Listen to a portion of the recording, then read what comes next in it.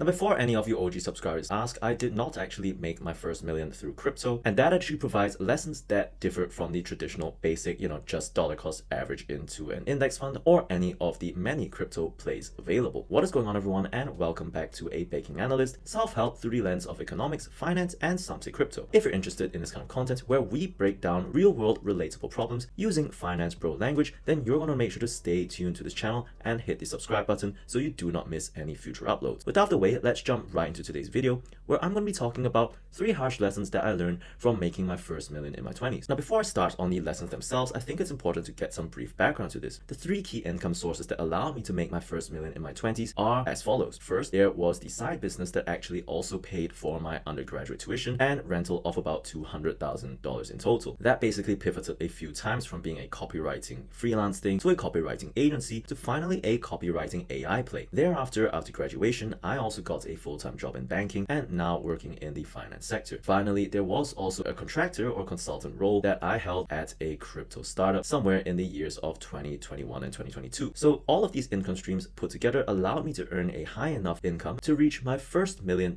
made in terms of actual profit received in my bank account, excluding things like my day-to-day expenses, as well as, more importantly, investment gains. From start to finish, this took about 7 years. That being said, this video will stray away from the typical investment-focused advice and hopefully give you a different perspective, especially for all you finance bros out there. And the first lesson of the day is going to be to pick your play or investment narrative. Just like we invest our money, we need to invest our time. And there's a limited amount of resources in the form of time and focus bandwidth that we can allocate to each play. For example, you might focus on doing your academics as best as possible as a kid or as a uni student. You might be neglecting other factors that could potentially make you a greater ROI. Now, when I say pick your play or investment narrative, what I mean is that it often comes down to having a clear enough idea as early as possible what your innate strengths are. Just like in crypto, where you have various narratives that you can invest in or sway you to buy particular coins such as RWA, AI, and whatnot, the same is true for relative early life. For me personally, I made the mistake of not actually identifying all of the plays available at that particular point in time.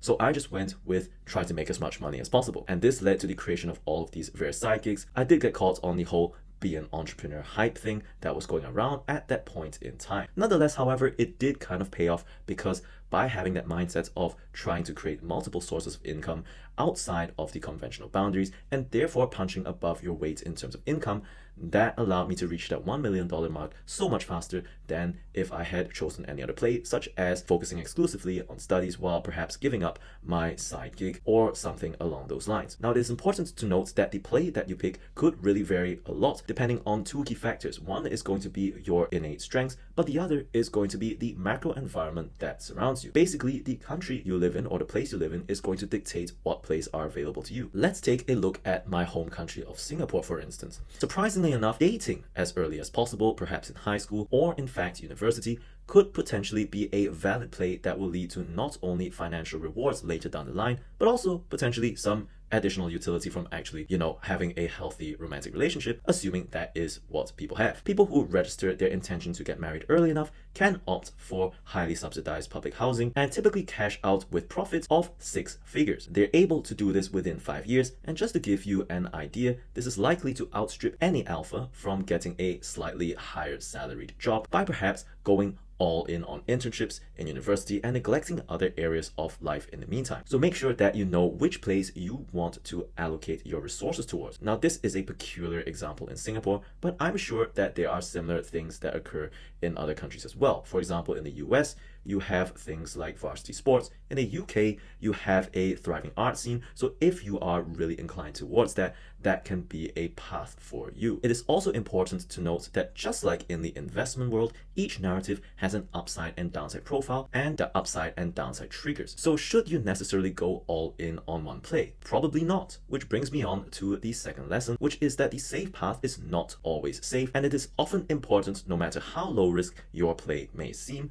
to actually hedge your bets. For many, the safe path is going to school, getting a good job, and then doing quote unquote well in life later. However, However, one main lesson that I learned on my path to 1 million, as well as observing others in my peer group, is that one does not necessitate the other. Therefore, just like managing your investments, it is always worth diversifying early to hedge your bets in case one or the other takes off, or in case one or the other blows up. The earlier you do this, the better it helps with actually A, finding the play that you want, and B, guarding you against any downside or interruption to your path to 1 million. This became clear to me as a kid when my own dad got retrenched back in 2008. This then reared its head again when crypto faced the bear market that just ended. About 2 years ago, there were several months where I went effectively overemployed for some months. Really, I was just extending my hours beyond my usual 9 to 5, acting as a consultant for a crypto startup while simultaneously working a full-time job. While I was offered a full-time role by the crypto startup, I understood that this was a highly volatile option with potential upside and produced a profile that potentially hedged against a TradFi pure play career. But at the same time, it could go to zero at any time. So by not quitting my main gig as opposed to going all in on crypto, that actually turned out to be the right choice, because it was not long after, when the bear market became prolonged, that downsides actually did occur. Eventually, my pay and engagement was reduced at the startup, and to be honest, I don't even think that engagement has actually recovered for small projects like these even now, as Bitcoin nears 100k. Companies, startups included, can do this at any time as a commercial decision. So in hindsight, having a hedging arrangement should be a valid commercial decision that you take as well to guard against this stuff. Which brings me on to the third point, which is something that I learned from my current gig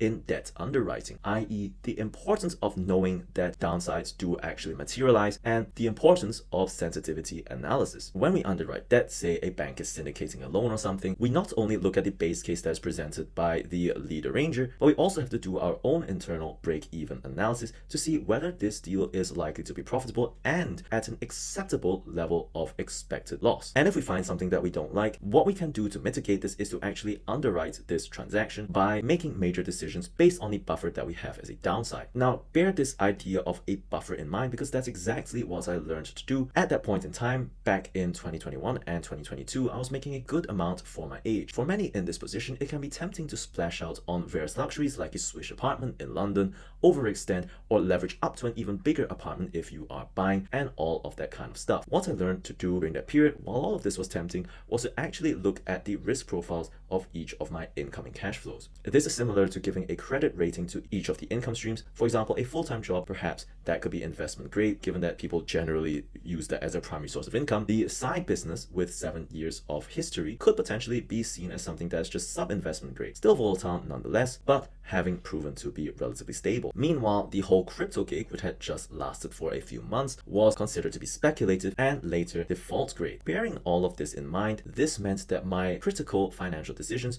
on what could affect my monthly outgoings was solely based on the most stable, most credit-worthy form of cash flow, and that was going to be my main salary that I got from my full-time job. This ensured that I didn't overextend or make stupid decisions that ended up setting me back on the path to a financial milestone. What do you think? Does this fit with your own experience trying to achieve a financial milestone of your own? Do leave your thoughts down in the comments below. All in all, I hope you found this video informative and interesting. If you did, do leave a like and consider subscribing to this channel so you do not miss future uploads. And if you enjoy this kind of content where we use finance bro language to address real-world relatable problems, no matter how remote, then you're going to love this video over here, which makes use of this lens to approach something completely different. With all of that being said, thanks for watching, and I'll see you in the next one.